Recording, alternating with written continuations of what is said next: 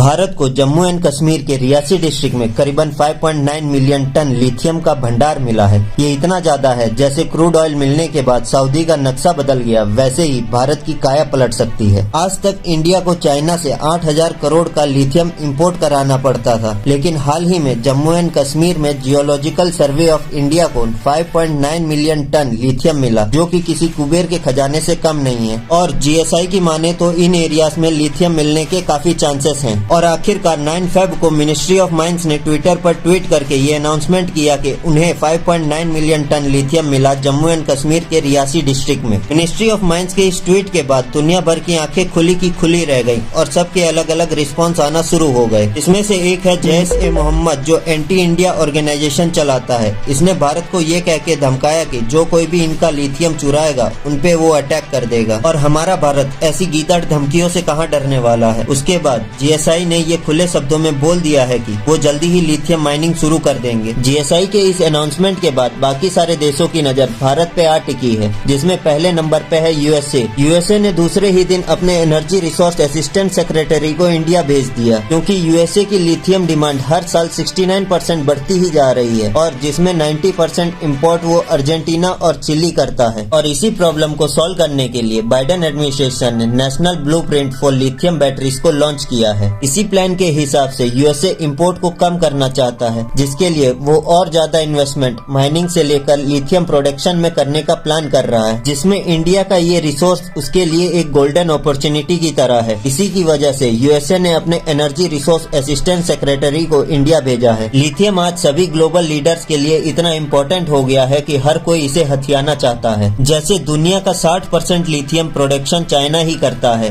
पर इसके बावजूद भी उसकी नजर अफगानिस्तान के लिथियम पर है और वो उसे भी हड़पना चाहता है। रिपोर्ट की माने तो अफगानिस्तान के पास $1 ट्रिलियन का अनट्रैप्ड लिथियम डिपॉजिट है, जिसे अब तक एक्सट्रैक्ट नहीं किया गया और न ही तालिबान को करना आता है। इसीलिए रसिया यूक्रेन वार के वक्त सभी वर्ल्ड लीडर सिचुएशन को संभालने में लगे थे, तब चाइना के रिप्रेजेंटेटिव तालिबान के साथ डील करने में लगे थे। इससे चाइना का मकसद काफी क्लियर होता है कि किसी भी तरह से लिथियम मार्केट को वो अपने कब्जे में करना चाहता है। अब बात करें कि इतनी सारी सुपर पावर लिथियम के पीछे पड़ी है, तो इसमें ऐसा क्या है जो सबको ये चाहिए। लिथियम की 3 मेन खूबी है जो मिलकर उसे इतना स्पेशल बनाती हैं, और लिथियम को व्हाइट गोल्ड भी कहा जाता है। पहला है लिथियम का लाइट वेट, जो उसे परफेक्ट व्हीकल बैटरी एलिमेंट बनाता है। दूसरा उसका हाईली रिएक्टिव प्रॉपर्टी, जो बेसिकली फास्ट चार्जिंग में मदद करता है। और तीसरा है उसका लो सेल डिस्चार्ज रेट, मतलब बैटरी इससे लंबी टिकती है। और जहाँ तक आपको पता होगा कि लिथियम को इलेक्ट्रिक व्हीकल, लैपटॉप,